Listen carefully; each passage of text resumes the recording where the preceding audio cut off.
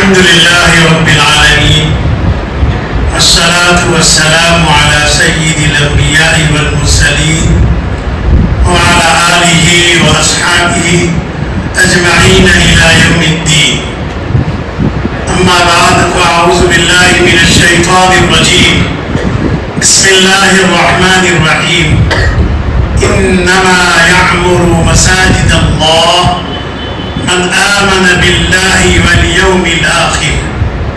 وقال رسول الله صلى الله عليه وسلم من بنى مسجدا لله بنى الله له بيتا في الجنة. صدق الله مولانا العظيم وصدق رسوله النبي الكريم ونحن على ذلك لمن الشاهدين والشاكرين والحمد لله رب العالمين. درود شریف پڑھ لیں. اللہم صل علی سیدنا مولانا محمد وعلی آل سیدنا مولانا محمد وبارک وسلم. بزرگوں، دینی بھائیوں، وقت کم ہے، زیادہ بات نہیں کرنی ہے. مسجد کے متعلق کچھ باتیں عرض کر دوں. قرآن مجید کی جو آیت کریمہ میں نے آپ کے سامنے تلاوت کی اور حدیث مبارکہ پڑھی. باری تعالیٰ فرماتے ہیں کہ اللہ تعالیٰ کی مسجدوں کو وہی لوگ آباد کرتے ہیں جو اللہ پر اور آخرت پر ایمان رکھتے ہیں. تو سب سے پہلے ہم اللہ تبارک و تعالیٰ کا بے انتہا شکر ادا کرتے ہیں کہ اللہ تبارک و تعالیٰ نے آج ہمیں ایسی جگہ پر اس کی عبادت کرنے کے لیے جمع فرمایا کہ جو جگہ آج سے تقریباً 750 سال پرانی ہے. جیسے کہ یہاں کے مقامی حضرات نے بتلایا کہ بھئی یہ جگہ، یہ مسجد تقریباً 750 سال پرانی جگہ ہے. مگر جس زمانے میں جن اللہ کے بندوں نے اس کی بنیاد رکھی تھی، ان میں اخلاص اتنا تھا کہ اس مسجد کی آبادی کے لیے اللہ تعالیٰ نے ہم سب کو قبول کیا اور ہمارے دل میں بات ڈالی کہ اللہ کے اس گھر کو دوبارہ آباد کیا جائے.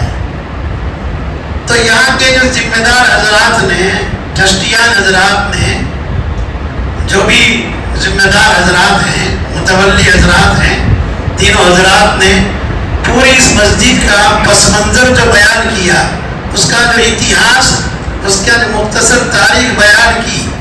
اس کا خلاصہ یہ ہے کہ بھئی اس مسجد کو آباد کرنے میں بڑی محنت لگی ہے. اب ہمیں اس کو ہمیشہ کے لیے آباد رکھنا ہے. یہ اس کا خلاصہ ہے. اب ایک مسجد کی تعمیر ظاہری ہے کہ ظاہری اعتبار سے اس کی تعمیر کر دی جا رہے، اس کی دیواریں کھڑی کر دی جا رہے، مکان بنایا جائے. اور ایک مسجد کی تعمیر باطنی ہے کہ مسجد جس مقصد کے لیے بنائی گئی ہے، اللہ کی عبادت کے لیے، لہذا اب یہاں تا قیامت 5 نمازیں پڑھی جائیں گی. یہاں اللہ کے کلام کی تلاوت کی جائیں گی، بچوں کی تعلیم کا نظم ہوگا. یہ مسجد 7 زمین کے نیچے تک اور 7 آسمان کے اوپر تک اب یہ مسجد رہے گی. اب یہ امانت ہے اللہ کی طرف سے ہمارے لیے. یہ اللہ کا گھر ہے، اس کی نسبت اللہ کے ساتھ ہو چکی ہے. جب مسجد تعمیر کی جاتی ہے تو اس کا چہرہ بیت اللہ کی طرف کیا جاتا ہے، جس کو ہم قبلہ کہتے ہیں. تو اس کا تو قبلہ پہلے ہی سے تھا بیت اللہ کی طرف. جیسے کہ محراب ہم دیکھ رہے ہیں کہ پرانی ہے. تو پوری دنیا میں جتنی بھی مسجدیں بنائی جاتی ہیں، سب کے رخ، سب کے چہرے بیت اللہ کی طرف ہوتے ہیں. تو علماء کرام فرماتے ہیں کہ قیامت میں اللہ تعالیٰ ساری مسجدوں کو بیت اللہ کے ساتھ ملا دیں گے. ساری مساجد کو بیت اللہ کے ساتھ ملا دیں گے. اور پھر ان سب مساجد کو جب اللہ تعالیٰ جنت میں داخل فرمائیں گے تو ہم نے اللہ کے گھر کو آباد کیا ہے تو جب مسجد کو اللہ جنت میں داخل فرمائیں گے تو مسجد کے آباد کرنے والے بھی سبحان اللہ جنت میں پہنچ جائیں گے. اس لیے بھائیوں مسجد کی اصل تعمیر یہ ہے کہ اب اسے آباد کرنا ہے. جن لوگوں نے بھی اس مسجد کے بارے میں جیسی بھی محنت کی، کوششیں کی، دور دور کیا ہے، جو لوگ اللہ کو پیارے ہو گئے اور جو بغیر حیات ہیں، جو اللہ کو پیارے ہو گئے، اللہ تعالیٰ ان کی قبروں کو نور سے بھرے، ان کے لیے صدقہ جاریہ ہو گیا. جو بغیر حیات ہیں اللہ تعالیٰ ان کی عمروں میں برکت عطا فرمائے، ان کی خدمات کو قبول فرمائے، اور مل جل کے ہم کام کریں کہ اس اللہ کے گھر کو ہمیں آباد کرنا ہے. مسجد کے اطراف میں جتنے مکانات ہیں اب ان حضرات کی ذمہ داری ہے کہ اس گھر کو آباد کرے. لا صلاۃ لجار المسجد الا فی المسجد، مسجد کے پڑوسی کی نماز ہوتی نہیں سوائے مسجد کے. مسجد کے اطراف میں جو لوگ رہتے ہیں ان کی نماز تو مسجد ہی میں ہونی چاہیے. اور ید اللہ علی الجماع، جماعت پر اللہ کی مدد ہوتی ہے. لہذا اب ہمیں چاہیے کہ اللہ کا گھر تیار ہو گیا ہے، اس کو ہم آباد کریں، نمازوں کا اہتمام کریں، اپنے بچوں کی دینی تعلیم کی فکر کریں. لہذا یہاں پر اب مکتب بھی شروع ہوگا، بچوں کی دینی تعلیم کا بھی انتظام ہوگا، تو مسجد کو آباد کریں. یہ اللہ کا گھر ہے، نمازوں کا اہتمام کریں. رمضان المبارک کا مہینہ بالکل قریب ہے، اب ایک ہی دن باقی رہ چکا ہے، اللہ نے چاہا تو کل ہی چاند ہو جائے. لہذا ہم اپنے آپ کو مسجد والے ماحول میں شامل کر لیں، نمازوں کا اہتمام خوب کریں، قرآن مجید کی تلاوت کا اہتمام کریں. اپنے گھروں کے اندر بھی، گھر میں جو بچے قرآن پڑھتے ہیں، بچیاں قرآن پڑھتی ہیں، ایک ترتیب بنائیں کہ ہمارے گھر میں سے انشاءاللہ رمضان کے مہینے میں اتنے قرآن ختم ہو گئے. ایک ٹارگیٹ بنا لیں کہ ہمارے گھر میں اتنے افراد ہیں، 10 لوگ ہیں، 5 لوگ ہیں، تو اتنے قرآن، 5 قرآن ختم ہوں گے، 10 قرآن ختم ہوں گے. سب نیت کرتے ہیں انشاءاللہ. رمضان المبارک کو قرآن مجید کے ساتھ بہت نسبت ہے، لہذا خوب قرآن پڑھے، مسجدوں کو آباد کریں. مسجدوں کو اگر ہم آباد کریں گے تو اللہ کی طرف سے رحمتیں، برکتیں نازل ہوگی. یہ ایسی جگہ ہے کہ آسمان میں فرشتوں کو مسجدیں ایسی چمکتی نظر آتی ہے جیسے رات میں ہمیں ستارے آسمان میں چمکتے دکھائی دیتے ہیں بھائیوں. اور جو حدیث شریف میں نے پڑھی کہ جس نے اللہ کا گھر بنایا، من بنا مسجد للہ، یعنی مسجد میں تھوڑا سا حصہ لگایا. جب غریب آدمی ہے اس نے 100 روپے دے دی، اب 100 روپے میں مشکل سے 2-3 اینٹیں آئے گی، لیکن وہ 2-3 اینٹیں جب دیوار میں لگی تو اس کا بھی حصہ لگ گیا، مسجد بنانے میں اس کا بھی حصہ لگ گیا. تو اس نے اپنی حیثیت سے اللہ کے گھر میں مدد کی. اللہ تعالیٰ اس کو بھی جنت میں محل عطا فرمائے گا. ایک آدمی نے پوری مسجد کا خرچہ اٹھا لیا، اللہ اس کو بھی جنت میں محل عطا فرمائے گا. جس نے جس حیثیت سے محنت کی، کوئی رات میں اٹھ کے دعا کرتا ہے کہ اللہ اس مسجد کے کام کو آسان فرما دے، وہ بھی مسجد کی تعمیر میں داخل ہے. جنہوں نے یہاں سے گاندھی نگر تک دوڑ دھوپ کی، وہ بھی سب مسجد کی تعمیر میں داخل ہے. اور آج کی اس مبارک مجلس کے اندر ہم سب یہاں جمع ہوئے، ہم بھی اس مسجد کی تعمیر میں داخل ہے. اللہ تعالیٰ ہم سب کو قبول فرمائے اور جنت میں اللہ تعالیٰ ہم سب کو معاملات عطا فرمائے. ایک واقعہ عرض کر دوں، اس کے بعد بات پوری کرتا ہوں. ایک آدمی نے نیت کی تھی کہ میں اللہ کا گھر بناؤں، مسجد بناؤں، لیکن پورا خرچہ میں خود دوں گا، 1 روپیہ کسی سے نہیں لوں گا. مسجد تعمیر ہو گئی، اللہ کا گھر تیار ہو گیا، نماز بھی شروع ہو گئی. اس نے رات میں خواب دیکھا کہ جنت میں ایک محل بنا ہوا ہے، اسی کے نام کا، اس جیسا بہترین محل، اور اس کے محل کے بازو میں ایک دوسرا ایک محل بھی تیار ہے. تو جب بازو میں دوسرے محل میں وہ داخل ہونے گیا تو منع کیا گیا، یہ تمہارا نہیں کسی اور کا ہے. اس کو بڑا تعجب ہوا، یہ 2 محل کیسے؟ ایک تو میرے لیے اللہ تعالیٰ نے بنایا ہے، دوسرا کس کا ہے؟ اسی سوچ میں صبح اس کی آنکھ کھلی تو اس نے اپنے مزدوروں سے پوچھا کہ بھئی اس مسجد کی تعمیر میں کسی سے تم نے مدد لی تھی؟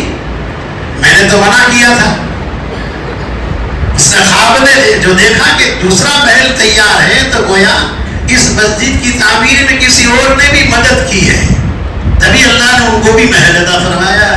اب وہ اس کی تحقیق میں چھان بین میں لگا، مزدوروں سے پوچھا، لوگوں سے پوچھا، کہا نہیں، جب بھی ہمیں ضرورت پڑتی تھی ہم تو آپ ہی سے پیسے لے کر اس میں خرچ کرتے تھے۔ تو کہا میں نے ایک محل دیکھا ہے، تم ذرا سوچو کسی سے بھی تم نے اس مسجد کی تعمیر میں مدد لی ہے؟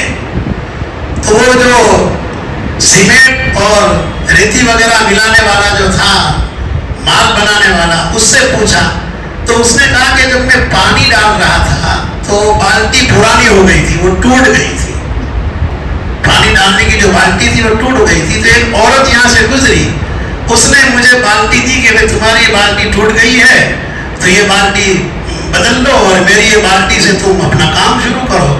تو میں نے صرف اس مسجد کی تعمیر میں ایک عورت سے بالٹی لی ہے۔ تحقیق کی وہ عورت کو ان کو بلایا گیا، کہا تم نے ہماری مسجد کی تعمیر میں اپنی بالٹی دی تھی؟ کہا ضرورت پڑی، بالٹی تمہاری ٹوٹ گئی تھی تو میں نے دی تھی۔ تو انہوں نے کہا کہ تم اس بالٹی کا سودا کرو۔ مسجد بنانے والے نے اس عورت سے کہا کہ بالٹی کی قیمت بتاؤ، میں تمہیں 100 درہم دے دیتا ہوں۔ کہا نہیں۔ 500 درہم دیتا ہوں۔ کہا نہیں۔ 1000 درہم میں تمہیں دیتا ہوں، وہ بالٹی مجھے تم دے دو، یعنی میں خرید لیتا ہوں، سمجھے؟ کہا 5000 درہم دیتا ہوں۔